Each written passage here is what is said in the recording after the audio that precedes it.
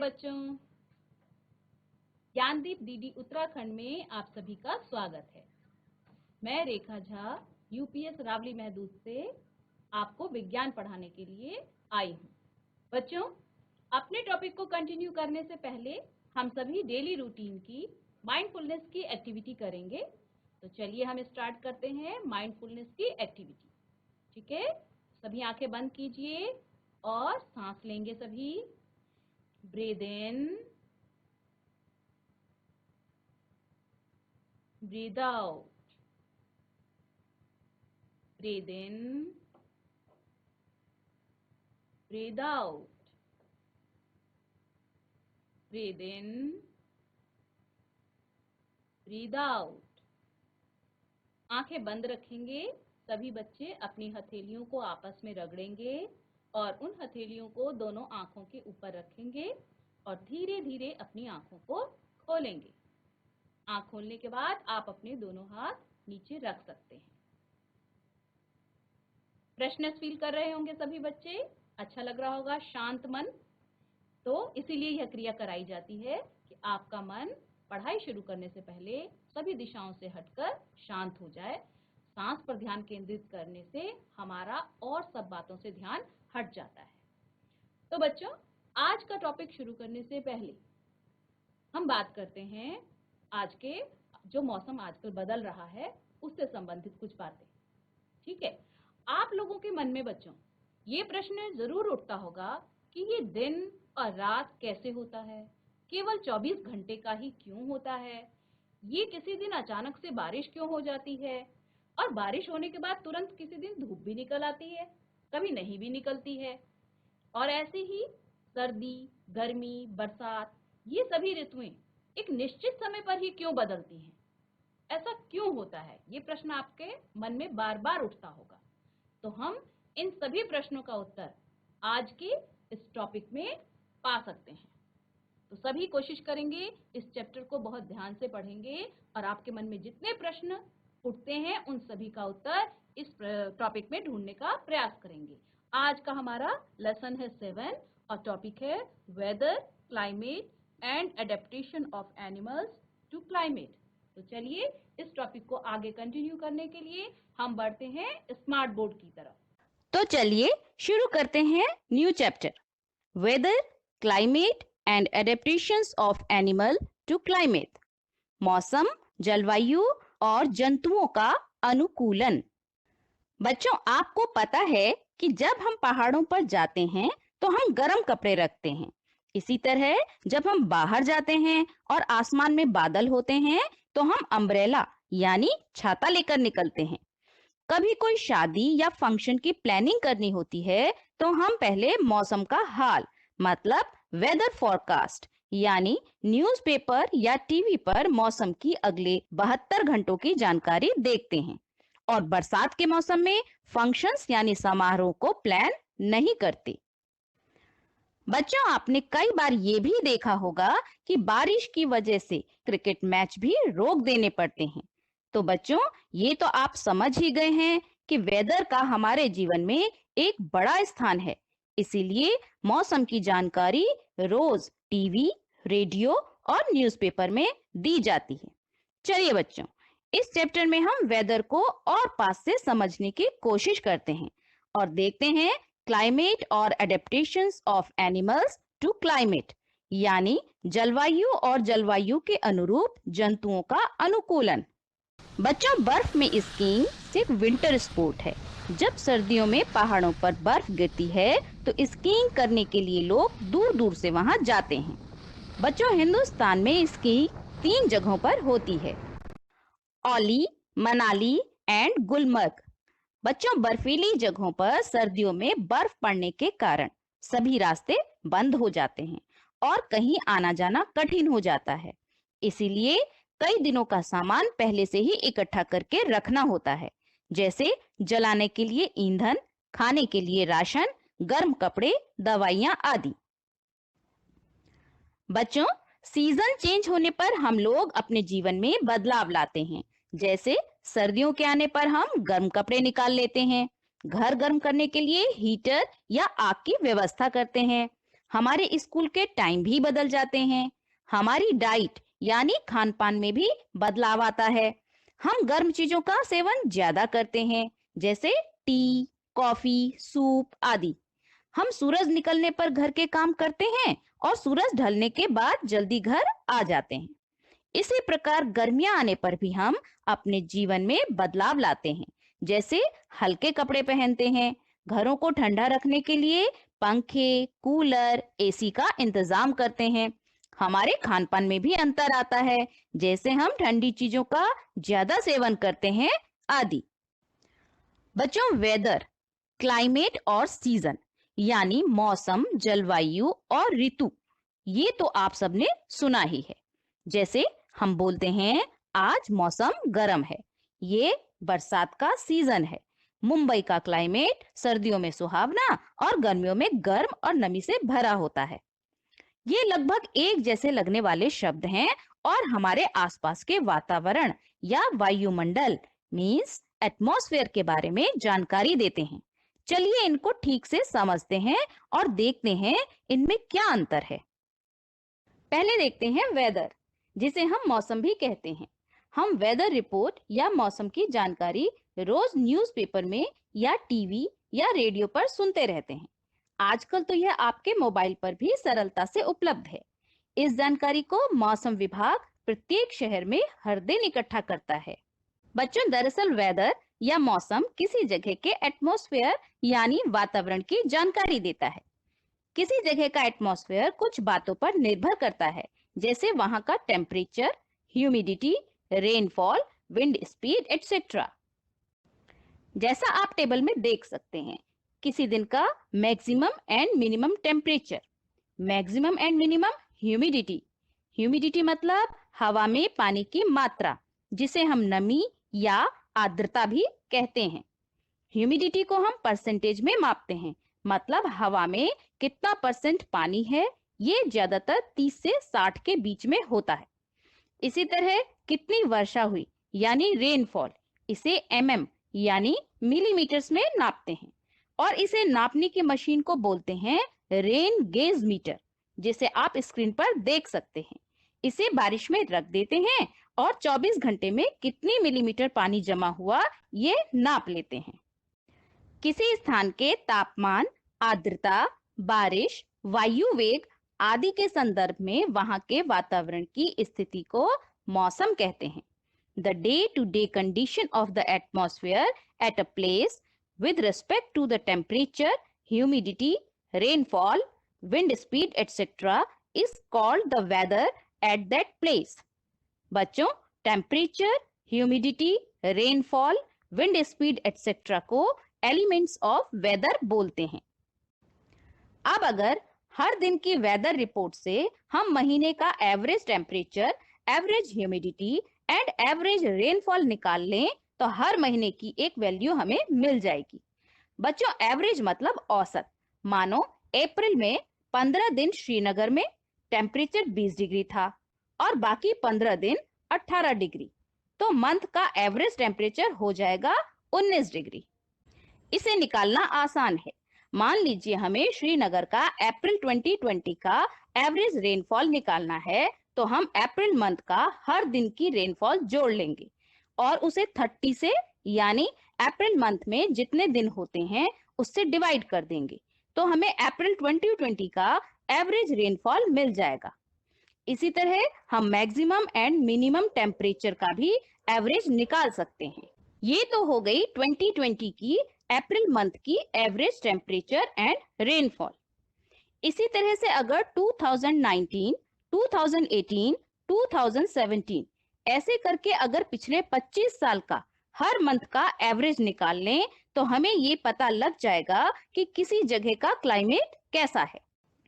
मतलब किसी स्थान का लंबी अवधि से लिए गए मौसम के आंकड़ों का औसत कहलाता है जलवायु यानी क्लाइमेट। यहाँ लंबी अवधि 20 साल से ज्यादा होनी चाहिए। The common average weather conditions at a place over a long period of time is called climate. Time period should be more than 20 years. बच्चों, हम स्क्रीन पर दो टेबल देख सकते हैं। ये क्लाइमेट टेबल है। एक श्रीनगर की है और दूसरी कोच्चि की, जो केरल का एक शहर है। यहाँ हम देख सकते हैं कि श्रीनगर में जनवरी में मिनिमम टेम्परेचर 3 डिग्री है, मतलब जनवरी में वहाँ काफी ठंड रहती है। इसी तरह अगस्त के महीने में वहाँ सबसे कम ठंड पड़ती है, क्योंकि एवरेज मिनिमम टेम्परेचर 17 डिग्री रहता है। हम यह भी देख सकते हैं कि एवरेज रेनफॉल किसी भी मंथ में 100 mm से ज्यादा नहीं गया। इसका मतलब वहां बारिश ज्यादा नहीं होती। अब अगर कोच्चि की बात करें तो हम देखते हैं कि पूरे साल मिनिमम टेम्परेचर 22 से 23 डिग्री ही रहता है। इसका मतलब वहां पूरे साल ज्यादा गर्मी या ठंड नहीं होती। पर अगर रेनफॉल देखें तो अप्रैल से नवंबर तक बारिश ज्यादा होती है। बच्चों, किसी जगह का क्लाइमेट उस जगह की जियोग्राफी पर निर्भर करता है, यानी भौगोलिक स्थिति पर। जैसे श्रीनगर पहाड़ पर है तो वहां पूरे साल ठंड रहती है। इसी तरह कोच्चि समुद्र के किनारे है तो वहां पूरे साल ठंड नहीं होती और बारिश ज्यादा होती है। तो बच्चों, इस तरह से हम क्लाइमेट टेबल से किसी जगह के क्लाइमेट की जानकारी ले सकते हैं। तो बच्चों, आशा है आप वेदर और क्लाइमेट में अंतर समझ गए होंगे। बच्चों, आमतौर पर साल में 5 ऋतुएं बदलती हैं। स्प्रिंग यानी बसंत, समर जिसे हम ग्रीष्म ऋतु या गर्मियां भी बोलते हैं, रेनी सीजन यानी बरसात, ऑटम यानी शरद ऋतु जिसमें हल्की ठंड होती है अक्टूबर और नवंबर में, और लास्ट है विंटर्स यानी शीत ऋतु जो दिसंबर और जनवरी आती है ना, और जिसमें बहुत ठंड होती है। बच्चों, पृथ्वी अपनी धुरी पर घूम रही है, जिसकी वजह से दिन और रात होते हैं और ये चक्कर 24 घंटों में पूरा होता है। पृथ्वी का जो हिस्सा सन के सामने रहता है वहां दिन, और जो पीछे रहता है वहां रात होती है। पर बच्चों, सीजन यानी ऋतुएं क्यों बदलती हैं? स्प्रिंग यानी बसंत के बाद गर्मियां और फिर सर्दियां क्यों आती हैं? क्योंकि अर्थ सन के चारों तरफ घूम रही है। जब अर्थ सन के पास रहती है तो गर्मियां रहती हैं, और जब अर्थ सन से दूर चली जाती है तो विंटर्स यानी सर्दियां रहती हैं। अर्थ का ये चक्कर 365 डेज 5 आवर्स एंड 48.75 मिनट्स में पूरा होता है, जो कि लगभग 1 साल के बराबर है। इसलिए हर साल जब अर्थ सन के पास आती है तो गर्मियों का मौसम आता है, और जब सन से दूर जाती है तो सर्दियां आती हैं। बच्चों, अर्थ के इसी तरह सन से दूर जाने और पास आने के कारण ही सीजन यानी ऋतुएं बदलती हैं। बच्चों, ये तो हमने समझ लिया कि वेदर और क्लाइमेट क्या है, और हम इस बात को भी समझ गए कि क्लाइमेट का सभी जीवों के जीवन पर गहरा प्रभाव पड़ता है। चलिए अब आगे बढ़ते हैं और समझते हैं एडेप्टेशन को। एडेप्टेशन यानी अनुकूलन। बच्चों, एडेप्टेशन को हमने क्लास 6 में भी पढ़ा था। The presence of specific features और certain habits which enable an organism to live naturally in a place is called adaptation। मतलब कि जीव में पाई जाने वाली विशेष संरचना या स्वभाव जो उसे उस जगह पर रहने के लिए अनुकूल बनाता है, उसे अनुकूलन कहते हैं। जैसे ऊंट की टांगे लंबी उसके शरीर को रेगिस्तान की गर्म रेत से दूर रखती है ताकि वो गर्मी से बच सके। ये एडेप्टेशन का एक एग्जाम्पल है। चलिए आगे देखते हैं कुछ जीवों में एडेप्टेशन को, जो पोलर रीजन और ट्रॉपिकल रेन फॉरेस्ट में रहते हैं, यानी ध्रुवों के आसपास और उष्णकटिबंधीय जंगलों में पाए जाते हैं। चलिए आगे देखते हैं कुछ जीवों में एडेप्टेशन को जो पोलर रीजन और ट्रॉपिकल रेन फॉरेस्ट यानी ध्रुवों के आसपास और उष्णकटिबंधीय जंगलों में पाए जाते हैं।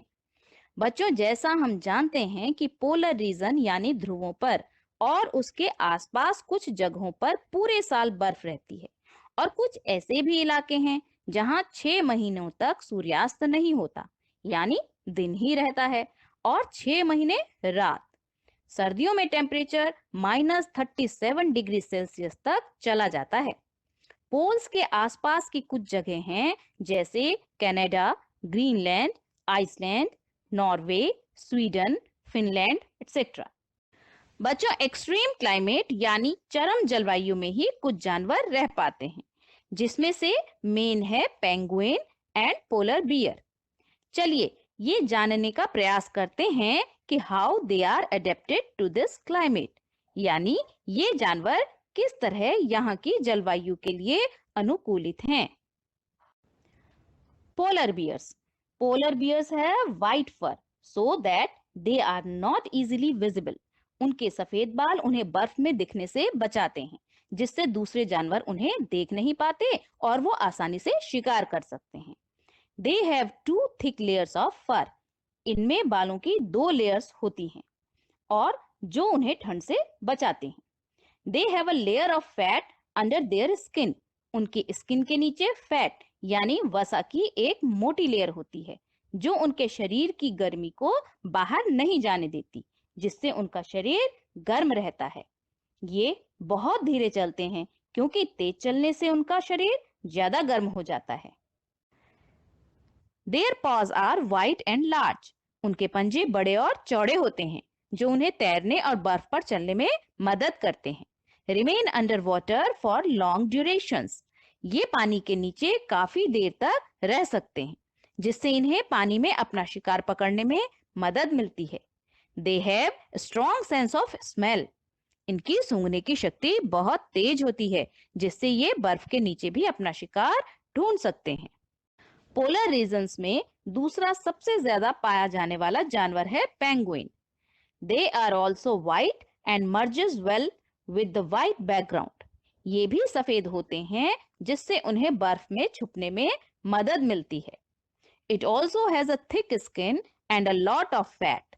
इनके शरीर में भी एक मोटी लेयर फैट की होती है, जो इनके शरीर की गर्मी को बाहर नहीं जाने देती। Their feet have webs. इनके पंजों में जाल होता है, जो इन्हें तैरने में मदद करता है। दे हडल्ड टुगेदर। बच्चों, आपने देखा होगा कि पेंगुइन झुंड में रहती हैं। ऐसा ये इसलिए करते हैं ताकि शरीर के आसपास गर्मी बनी रहे। जैसा आपने महसूस किया होगा, जब आप लोगों से भरे किसी हॉल में जाते हैं तो आपको गर्मी लगती है।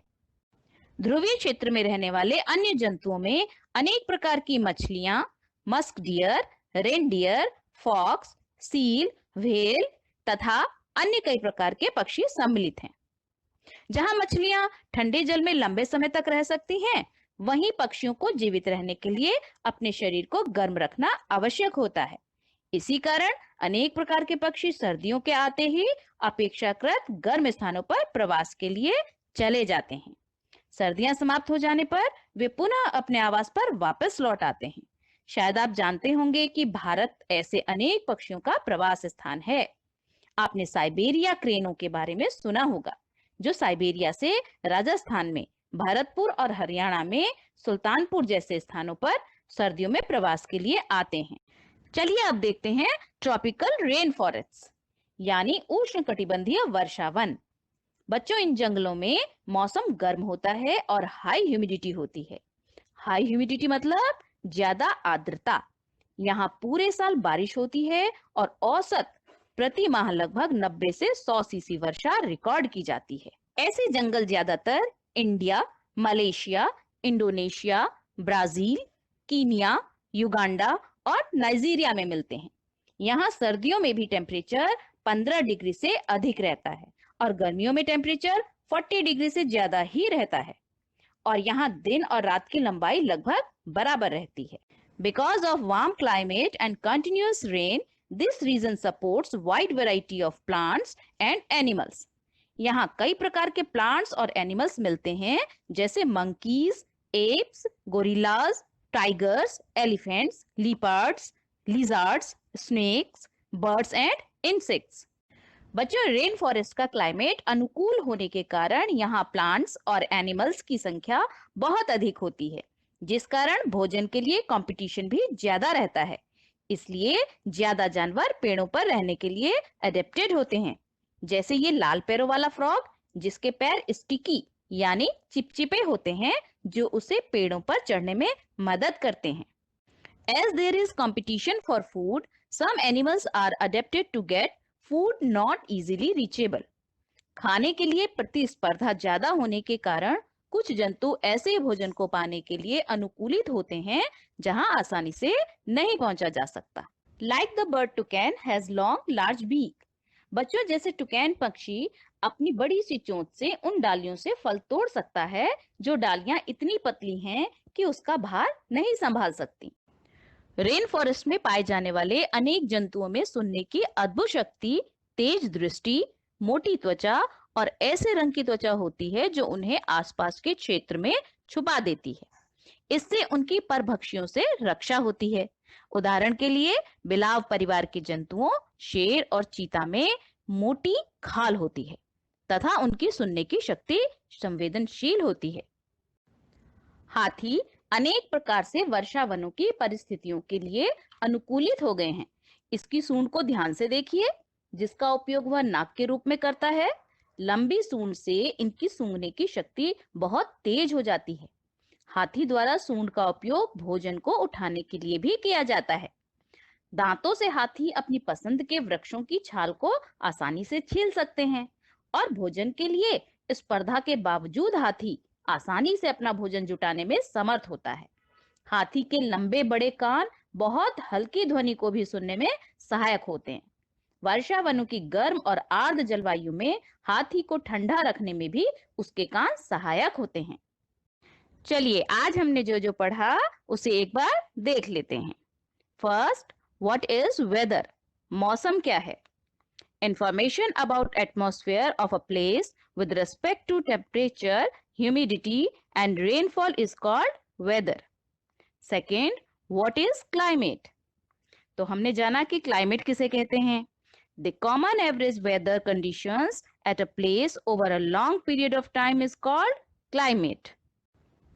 Why season changes? मौसम क्यों बदलते हैं? Season changes because Earth revolves around sun, and when it is near the sun, it is summer season, and when it is away from the sun, it is winter season. What is adaptation? अनुकूलन क्या है? The presence of specific features or certain habits which enable an organism to live naturally in a place is called adaptation. Next, what are the features in polar bear to adapt in cold climate? Cold climate में अनुकूलित होने के लिए polar bear में कौन कौन से विशेष लक्षण होते हैं? It has two thick layers of fur. It has a layer of fat under their skin. Their paws are wide and large. It remains under water for long durations. It has a strong sense of smell. तो ये लक्षण हमने पढ़े polar bear के ठंडे climate में अनुकूलित होने के लिए। Next, what are the features in penguin? Penguin के कौन कौन से फीचर हैं ये भी हमने जाना। They are also white and merges well with the white background. It also has a thick skin and a lot of fat. Their feet have webs. उसके पंजों में भी जाल होता है. They huddle together. और वो झुंड में रहते हैं। तो बच्चों, हमारा टॉपिक यहाँ पे आज खत्म होता है। और जिन बच्चों का आज का टॉपिक दूरदर्शन पर देखने से छूट गया हो, वो सभी बच्चे इसे YouTube चैनल पर ज्ञानदीप डीडी उत्तराखंड क्लास 7 विषय विज्ञान टाइप करके देख सकते हैं। ये टाइप करने के बाद आपको सभी वीडियोस उपलब्ध हो जाएंगे। तो ये वीडियोस देखने के बाद और समझने के बाद, चूंकि दूरदर्शन पर तो टॉपिक एक बार में खत्म हो जाता है, आप लोगों को वैसे भी देखना ही चाहिए, क्योंकि वहां पे पॉज करके आप बाकी डिटेल्स को और आराम से देख और समझ सकते हैं। और किसी भी तरह की कोई भी क्वेश्चन आपके मन में इस टॉपिक से रिलेटेड आता है तो आप उसे कमेंट बॉक्स में अवश्य पूछिए। आपको आपके प्रश्नों का जवाब जरूर मिलेगा। ओके बच्चों, थैंक यू।